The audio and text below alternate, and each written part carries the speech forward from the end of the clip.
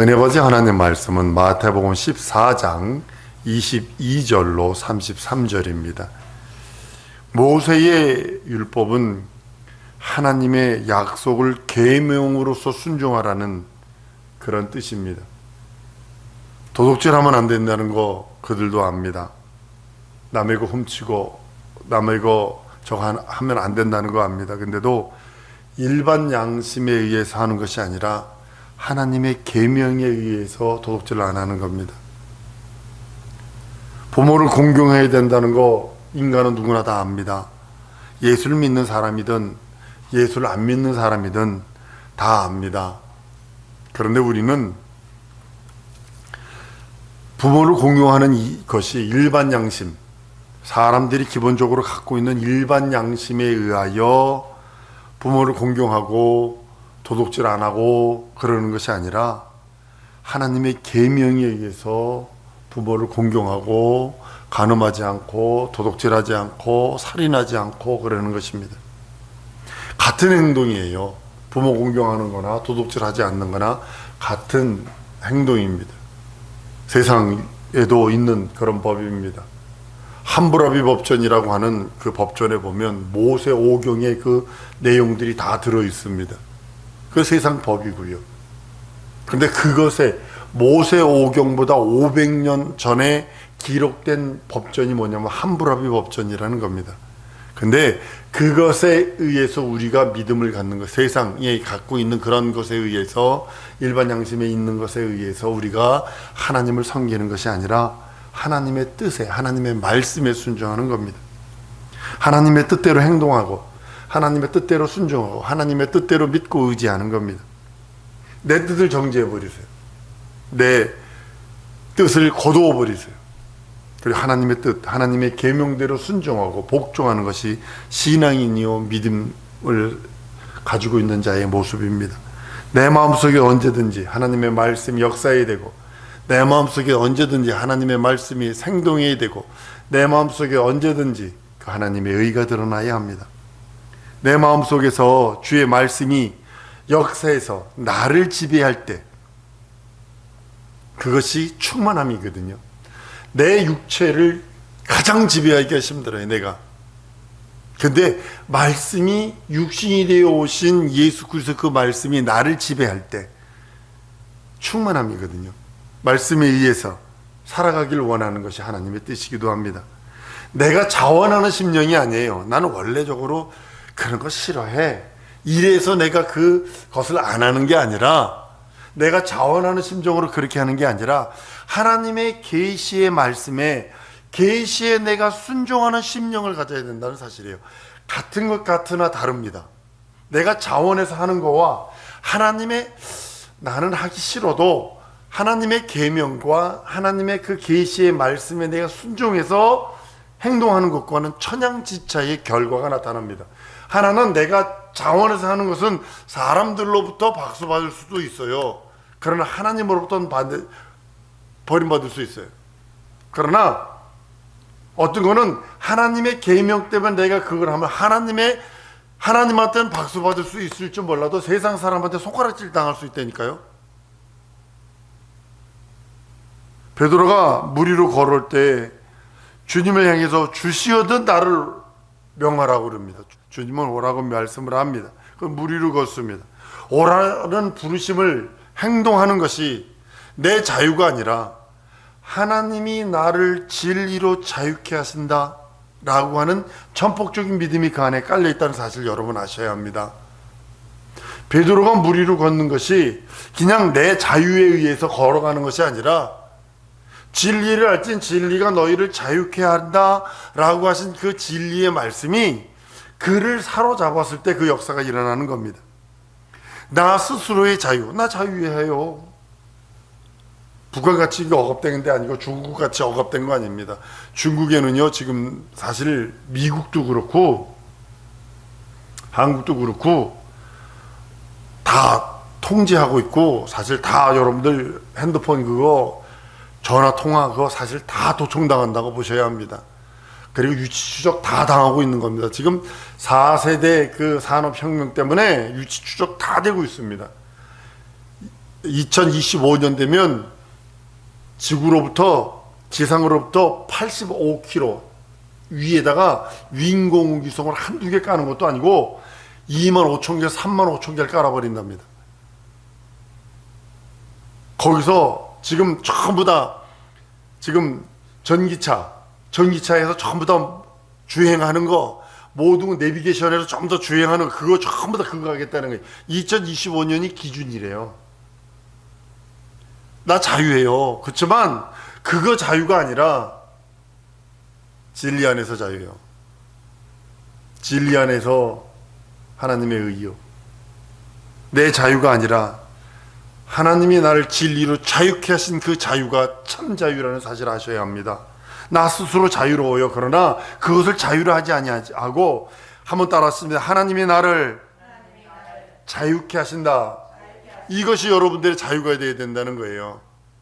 이 자유가 어떤 때는 신앙의 자유가 이것이요, 세상 법에 저촉될 때가 너무 많다는 사실이죠. 이제 오고 있어요. 지금요 억압이 오고 있어요. 예배 못 드리게 하고 있고요, 구역 예배 못 모이게 만들고 있고요. 말씀에 순종하는 것이 진리로 자유케 되는 거예요. 한 번 더 따라하십니다. 말씀에 순종하는 것이 진리로 자유케 되는 것이다. 진리로 자유가 뭐냐? 말씀에 순종하는 거예요. 말씀에 순종할 때 내가 진리로 자유하는 거예요. 진리로 자유한 자만이 하나님의 의와 나라를 이룰 수 있어요. 예수 안에서 의롭다함을 받았다고 그랬어요. 근데 예수 안에서 의롭다함이 다른 것이 아니라 그 말씀 안에, 예수는 지금 예수 부재 시대 아니에요. 예수 하나님 보좌 우편에 계시고 예수 이름은 내 안에 주셨음으로 인해서 내 안에 계신 예수의 그 말씀이 없으면 내가 자유할 수 없어요. 자유해방 탕감을 누릴 수 없어요. 예수 안에서 의롭다함을 받고 더 나아가서 하나님께 나아갈 수 있는 신앙이 그 말씀에 순종하는 것이 진리로 자유한 자만이 할 수 있는 겁니다. 여러분들 예수를 초월해서는 그 누구도 정상적인 신앙 생활을 할 수 없습니다. 정상적인 신앙인 아닙니다. 예수의 말씀을 초월하고 예수의 그 계명을 초월한 상태에서 하나님 앞에 나갈 수도 없거니와 외식적으로 교회 와서 어떻게 할 수 있을지 모를지라도 정상적인 신앙인은 아니에요. 우리는 그래서 회개를 통과한 자들이요, 회개를 통과한 우리들이 하나님을 배울 수 있다고 성경은 말씀하고 있는 겁니다. 여러분, 전도가 뭘까요? 메타노이 때 예수 믿으면 복 받아. 노인네들 그 어르신들 그 전도하는 거 보면 위험하다 하는 게 뭐냐면, 교회 믿어.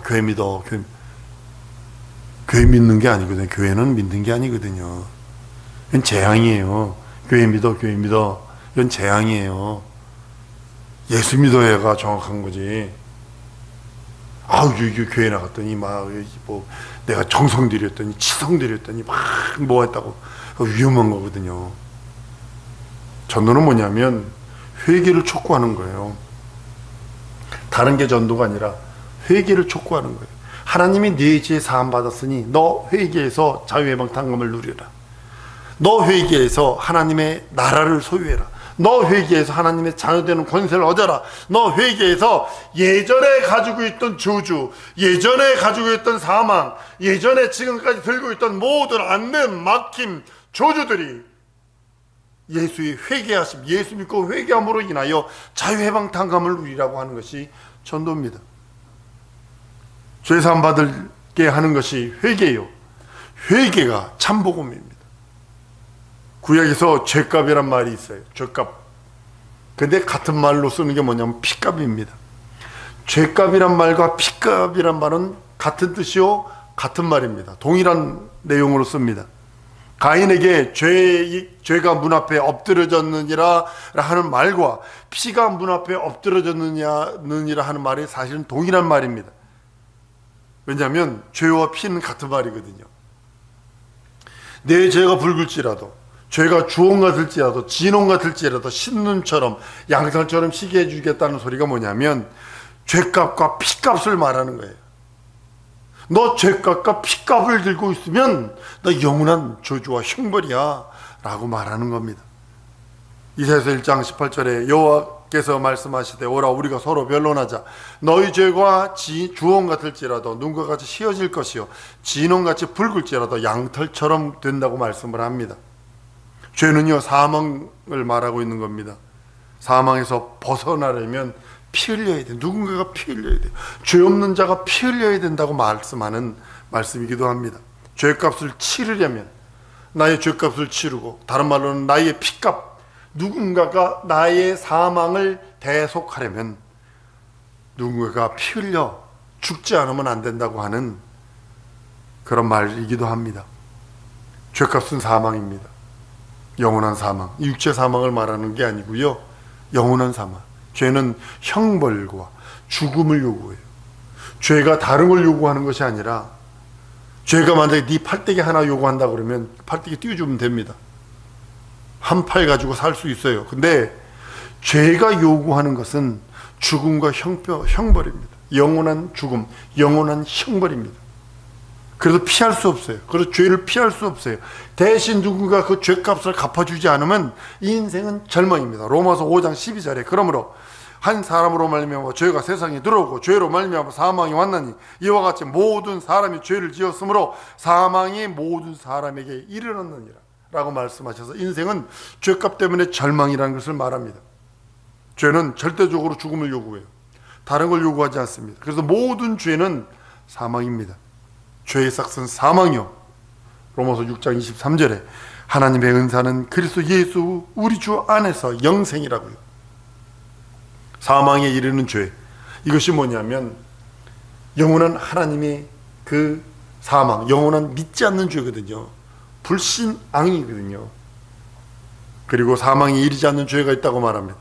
사망에 이르지 않는 불의와 사망에 이르는 불의가 있다고 성경은 말씀하고 있는 겁니다. 사망에 이르는 죄는 지은 죄를 위해서 구하라 하지 않겠다는 거예요. 사망에 이르는 죄는 아무리 회개가 안 되는 거예요. 여러분, 그래서 여러분 원불교하지 마세요. 원망하고 불평불만하고 교만하고 의심하지 마세요. 하나님의 말씀에 그 삼불하지 마세요. 불순종, 불신앙, 불의하지 마세요. 특별히 불신앙하지 마세요. 예수 믿는 여러분들 불신앙하면 절망입니다. 이 예수 믿는 자가 불신앙을 해버리면 이게 사망에 이르는 죄예요. 이게 다른 게 사망에 이르는 죄가 아니라, 예수 안 믿던 사람은 속아서 마귀에게 속아서 귀신에게 속아서 안 믿어서 회개하고 돌아오면 돼요. 그러나 예수 믿고 성령 받은 자가 불신앙하면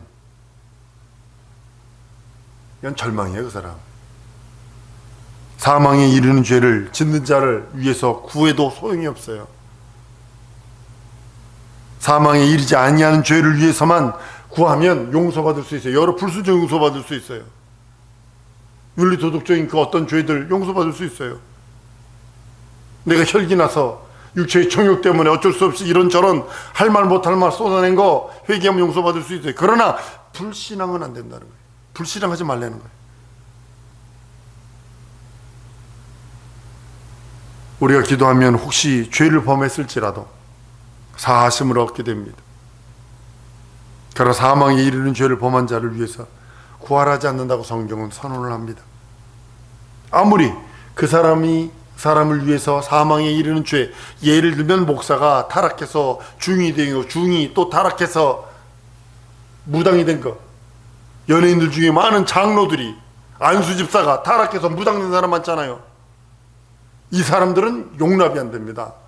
이 사람들은요, 성령을 받았던 자가, 성령의 진리의 말씀에 참여한 자가 다시 타락하는 거, 이건 용납이 안 되는 겁니다. 성도는 불순종, 불신앙, 불의하면 안 됩니다. 즉시 털어버려야 됩니다. 특히 불신앙하면 절망이 찾아올 수 있어요. 사망에 이르는 죄를 범한 자를 위해서 기도할 필요가 없다고 얘기하는 이유가 바로 그겁니다. 많은 사람들이 저희 학생 때 같이 신앙생활하며 성령까지 받았던 사람들이 타락해서 지금 엉뚱한 짓 하는 것을 보게 되면 아주 저의 말로가 어떻게 될고, 주 앞에 있을 때 주가 뭐라 할고, 그걸 보이니까 안타까워요. 안타까워. 대학교 가서 MT 가가지고 우리 때는 그 좌경화, 이 의식화를 많이 했어요. 할렐루야를, 예수 이름 할렐루야를 완전 김일성에게 갖다 붙이고 막 그런 모습들, 절망입니다, 이거. 사성도 여러분, 우리는 그 하나님의 의 앞에 서 있는 자들입니다. 우리는 예수의 명령, 예수가 하신 그 말씀이 내게 의가 되어서 하나님이 나를 자유케 한다. 진리를 할진 진리가 너희를 자유케 하리라 하는 그 진리의 말씀, 자유케 하는 말씀은 하나님의 말씀에 순종하는 것이 진리로 자유케 되는 거예요. 내가 진정으로 자유하기를 원하면 진리의 말씀, 영원한 그 예수의 말씀에 자유, 해방, 탕감을 누릴 수 있도록 내가 순종하는 것입니다.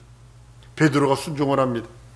어부라 좀 많은 학식은 없을 수 있습니다. 물론 그때 당시 유대인들이 그 몽학 선생이 되어서 율법을 가르치는 거 있었어요. 그러나 그렇게 많은 학식은, 그러니까 사도 바울과 같은 그런 학식은 없었던 그런 사람처럼 보여집니다. 그러니까 헬라 말을 못해서 통역관을 데리고 다닐 정도로 그렇게 했으니까요.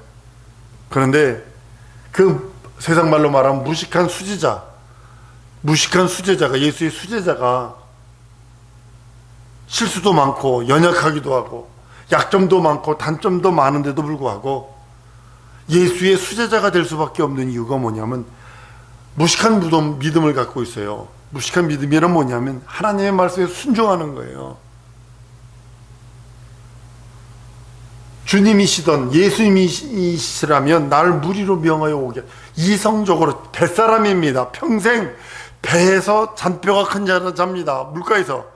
근데 그의 고백은 무리를 걸을 수 있어? 이거 불가능한 일이야. 다른 사람들은 귀신이다고 소리치면 난리가 났는데 베드로는 그럽니다. 주시어던 나를 무리로 명하여 오라 하소서, 이거거든요. 이론적으로, 이치적으로, 상황적으로 자기가 잔뼈가 굵은 그 갈릴리 해변, 그 잔뼈가 굵은 데서는 불가능한 일입니다. 그런데 그는 그 자기의 생각, 자기의 것을 초월해 버립니다. 자기가 가지고 있었던 그런 상식, 물 위에 들어가 걸을 수 없어, 이것은 상식인데 그걸 상식을 배져버리고 말하는 것은 주님의 명령을 자기의 상식 위에다 뒀다는 사실이에요. 자기의 경험 위에다 뒀다는 사실이에요. 그 명령을 따라, 오라는 그 명령을 따라 걷습니다. 그러니까 다른 말로는 진리이신 예수의 말씀이 베드로를 자유케 한 거예요. 진리로 자유케 만들어 버리니까 모든 걸 초월할 수 있습니다. 진리의 말씀이 나를 자유케 할 때, 내가 순종할 때 자유, 해방, 탕감을 누릴 수 있다는 것을 보여주는 장면이기도 합니다. 나를 초월해 버리는 겁니다. 믿음은 나를 초월해 버리고, 믿음은 나의 옛사람을 부정해 버리는 겁니다. 사랑성도 여러분, 우리가 이 세상 살아갈 동안에 오직 예수의 의로 충만해야 합니다. 가면 갈수록 믿음이 4차 산업시대 되면요, 믿음이 점점 더 없어질 것입니다. 2025년 5년 남았습니다. 4년 남았습니다. 아주 전 세계 4차 산업하고 2025년을 딱 찍어놔 버렸어요, 미국이. 그리고 전부 다 글로 달려가고 있어요. 우리 정신 차리지 않으면 안 돼요. 예전에 스승이었던 목사님이 2030년경에 우리 예수님 오실 수도 있다, 이렇게 지나가면서 한 얘기를 저는 아주 뼛속에 새기고 있어요. 내 때에 예수님 오셨으면 좋겠다. 내 때에 예수님 오셨으면 좋겠다. 그때부터 내 때에 예수님 오셨으면 좋겠다.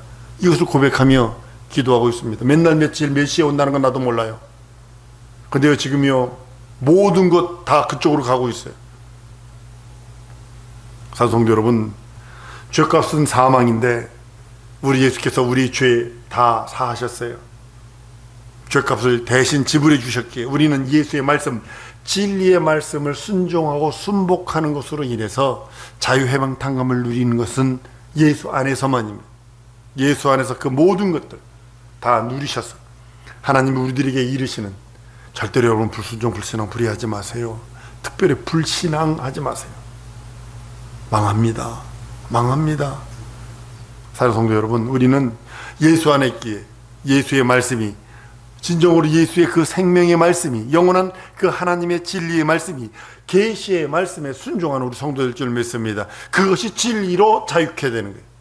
한 번 더 따라하십니다. 계시의 말씀에 순종하리라. 이 말은 뭐냐면 내가 진리로 자유해방탕감을 누리리라는 소리와 동일한 거예요. 이 시간에 기도할 때 하나님, 내 평생에 불순종 불신앙 불의는 떠나가고 오직 그 말씀에 순종과 복종만 있게 하시옵소서. 우리 다 같이 통성으로 기도하십니다.